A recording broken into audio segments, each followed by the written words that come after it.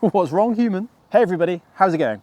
This is my first ever road bike, and this is my current road bike. There's about 24 years between the two bikes, and the technological changes are absolutely massive. I'm not going to document them too much. There's loads of information out there about how bikes have changed. You don't need to hear it from me. What you might want to hear though is how, because of this bike, every single thing in my life that has happened since 1997 is pretty much directly as a consequence of having fallen in love with cycling.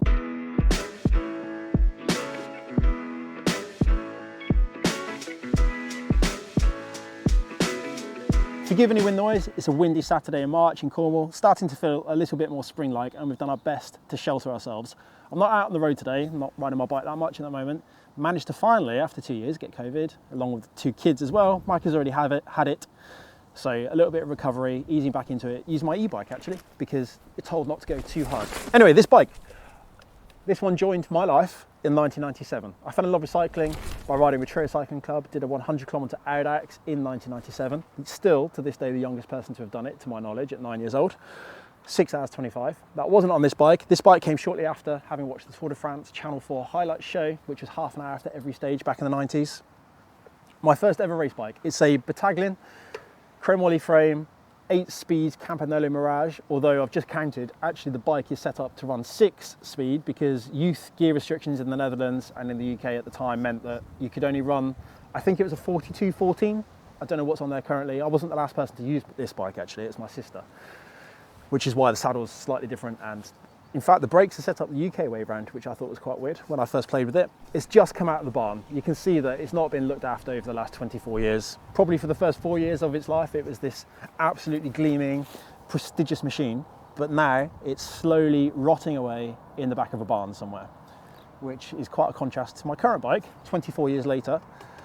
Gleaming, always kept clean. From the day the bike arrived, quite a few things did change. The bar and the stem is completely the same as it was originally, as is the seat post.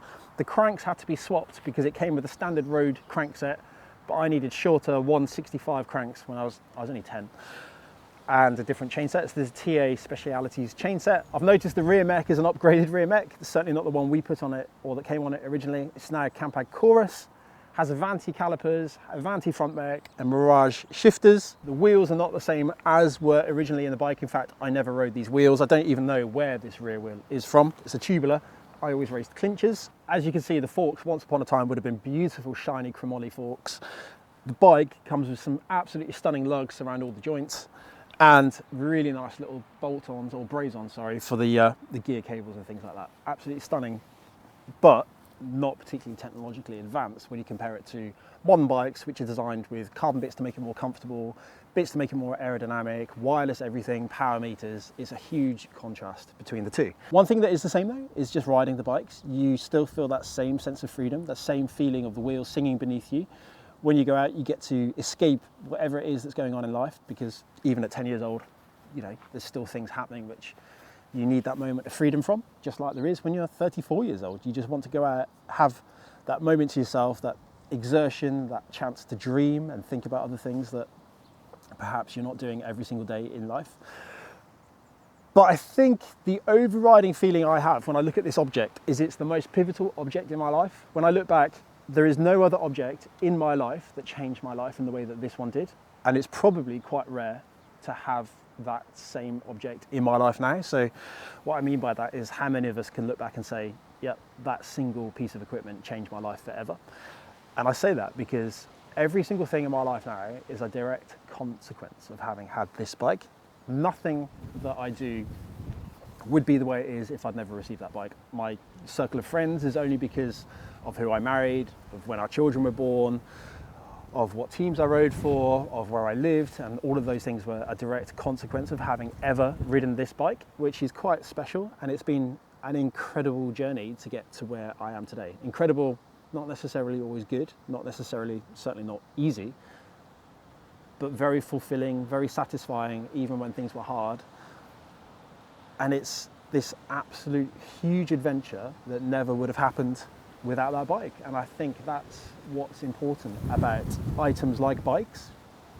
You don't just give someone a vehicle for transport, you don't give someone a hobby, it just becomes this huge way of life. And it's so all-encompassing if you want it to be. If someone's passionate about it, ultimately is the best gift you can give someone. I'll never forget my first ever, well, there's a few pivotal moments that happened on this bike. The first time I ever went for a ride was the week after Christmas in 1997 and rode to, well, we briefly lived there actually, a village called Stithians. We went to the reservoir. I pointed to it. It's behind the camera, somewhere over the hill, over many hills in Cornwall. And that was just this feeling of speed, and it was incredible compared to the hybrid bike that I'd been riding before, which was a bike that had 650A tyres. And they were like a halfway house between a mountain bike tyre and a road tyre. Then there's those moments where you go for your first rides by yourself, where all of a sudden as this young human, you're allowed out to explore. You know, you're not going far away from home, you're riding roads that you've perhaps ridden. I used to ride with my dad. You've perhaps ridden before, and all of a sudden you're allowed to ride them by yourself. So you have this unbelievable sense of freedom. And then my first trips to the Netherlands and my first trips to British School Cycling Association camps at Calshot and things like that, where all of a sudden you're away from your parents when you're 11, 12 years old. And those memories are really special, because that's when you're finding out who you are as a human being. You're starting to learn more about yourself, more about racing, more about life, I suppose, in a way, and understanding what life is like for other people from different cultures as well. Ultimately, when we went to the Netherlands, we were meeting people from Denmark, from Germany, from Belgium, all over the place. You're having this opportunity to discuss things with people from different walks of life that you would otherwise never have met before, and all because of cycling. For a week of every single year, we would go in Walter Rixon's yellow transit van. He would drive us across to the Netherlands via the ferry from Dover to Calais, and then we'd spend a week racing either in Mierlo near Eindhoven or Achterveld, which is near Amersfoort in the Netherlands. And then you'd have the chance to ride in a combined team with loads of other people that you'd never met before, and spend a week just pretending you're a bike rider, really, dreaming of what you wanted to perhaps become. For some kids it was maybe different, but for me it was always about becoming a bike rider. That's what I really wanted to do. I wanted to ride a bike as a career. I thought that'd be an amazing thing to do, and it really was. It really lived up to expectation, I think, when I look back now. Fast forward 24 years later, how does it feel to go out and ride this bike now? Well, I still use that escapism. I still ride the same roads, because of where we live currently, that I used to ride on this bike in the 90s, and I still derive the same sense of fulfillment from riding this bike.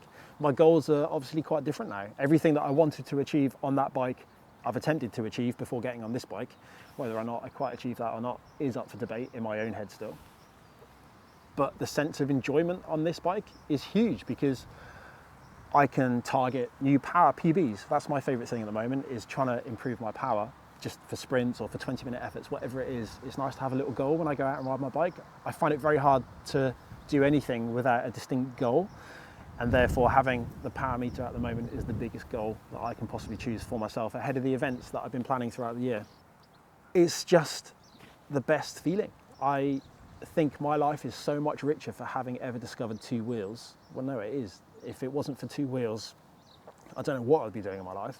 It's just the best feeling that I can think of is when you feel physically fit and you feel like you're on your top form and you're riding along a road into a headwind, a crosswind, uphill, downhill.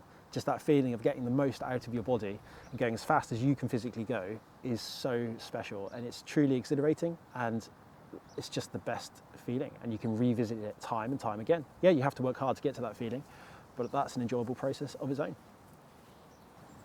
So the point that I would like to try and convey with the video is, if there is someone you know in your life, brother, sister, mother, father, daughter, son, whatever, friend, and they're lacking passion, but you think you know a passion, hobby, an activity that they'd really enjoy, introduce them to it, because following something that you really love for your entire life is really worthwhile, and you can make a really good career out of doing it if you really want to. And there are so many ways to make a career out of doing something. You don't have to be the world's best at doing it.